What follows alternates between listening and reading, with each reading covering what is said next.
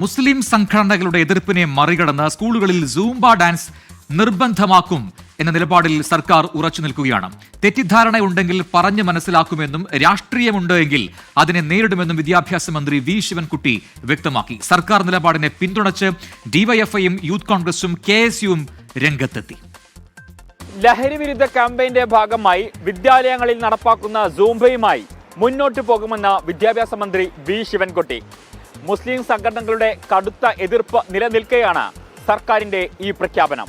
ഇത്തരം എതിർപ്പുകൾ ലഹരിയേക്കാൾ മാരകമായ വിഷം സമൂഹത്തിൽ കലർത്തുകയും വിദ്യാഭ്യാസ മേഖലയെ മെച്ചപ്പെടുത്തുന്നതിന് പകരം വർഗീയതയ്ക്കും വിഭാഗീയതയ്ക്കും വളം നൽകുകയും ചെയ്യും.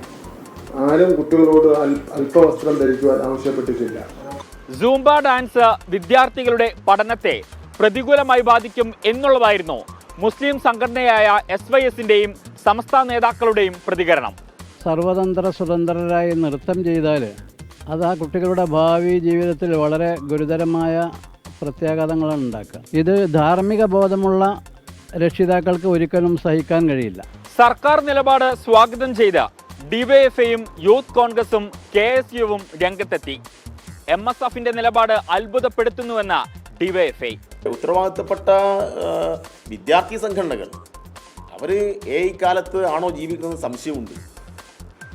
കാലത്ത് അത്രമാത്രം സാങ്കേതികവിദ്യ വളർന്ന ഒരു കാലത്ത് ഈ അല്പവസ്ത്രത്തെക്കുറിച്ചൊക്കെ ആശങ്കപ്പെടുന്ന വിദ്യാർത്ഥി നേതൃത്വം അവരൊക്കെ എവിടെയാണ് ജീവിക്കുന്നത്?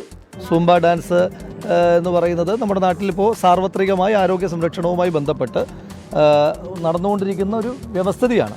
അപ്പോൾ അതൊരു വിവാദമാകേണ്ട കാര്യം സത്യത്തിലില്ല. സൂംബ ഡാൻസ് വിവാദത്തിൽ നിലപാട് കടുപ്പിക്കുകയാണ് മുസ്ലിം സംഘടനകൾ. ആവശ്യമെങ്കിൽ മുഖ്യമന്ത്രിയെ നേരിൽ കാണുമെന്നും നേതാക്കൾ. കോഴിക്കോട് നിന്നും ഷഹദ് റഹ്മാൻ, 24.